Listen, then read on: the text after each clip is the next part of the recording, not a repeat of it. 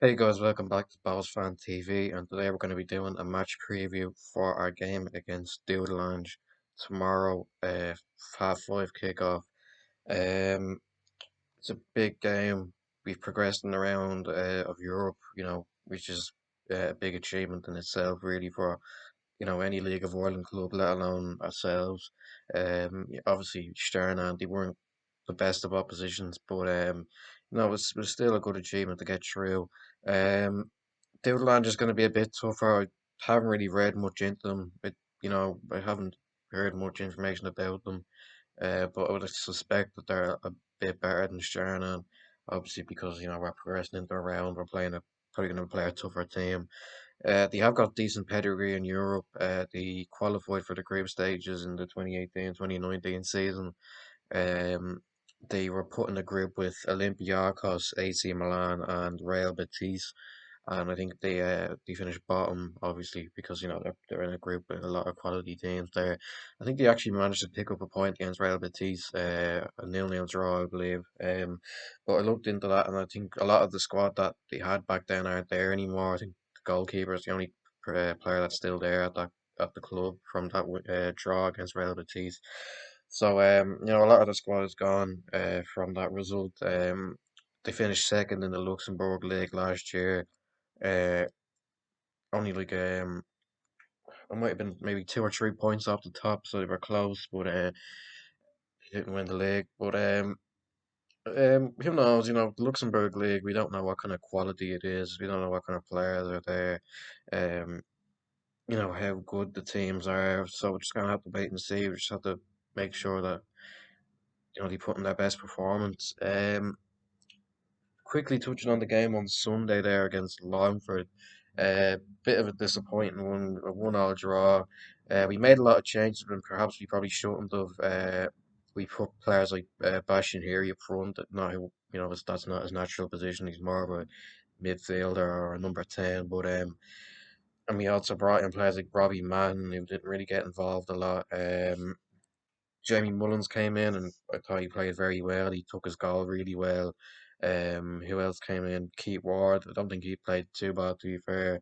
Um, but maybe we made a lot of changes that perhaps we probably shouldn't have. We probably could have kept the team, not the same, but maybe not have made so many changes. That was that was acted on at half time.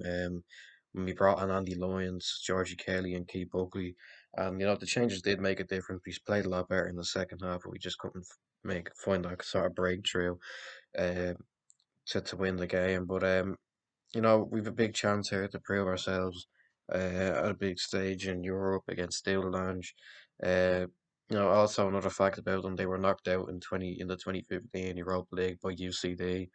So it's I know it was what 6 years ago now, but you know, I think we have a chance. It's not the most difficult game. Obviously, if we go through in this round, we face Powak. I don't know how you really pronounce them, but they are a very good team in Greece. He was up there kind of competing in the league a lot of years, and they have a good squad with some good players. So that's going to be a very tricky game if we get through the Dudelange one. But also one thing that could help us get through is the 8,000 at the Aviva on the 29th in the second leg. If you know even if we lose tomorrow, maybe 1-0 or we get a draw, it's not the end of the world. We can just bring it back to the Aviva in front of 8,000. Um, the fans could be the 12th man again, like they were in the Stjarnan game. But I'll move into my team. In goal, I'll go with James Talbot. Obviously, no questions asked there. Um, right back, I'm gonna go with Andy Lyons.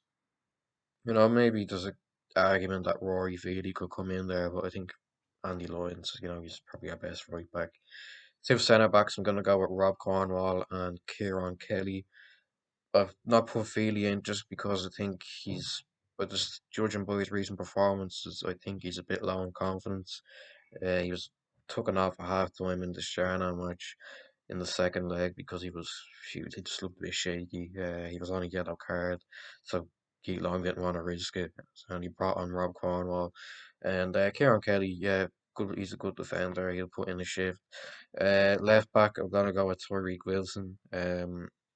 Yeah, probably, again, not really much of an argument there. Breslin's there, but I think if we want to be more of an attacking threat, I think we should probably uh, put Wilson in it from the start. Um, excuse me.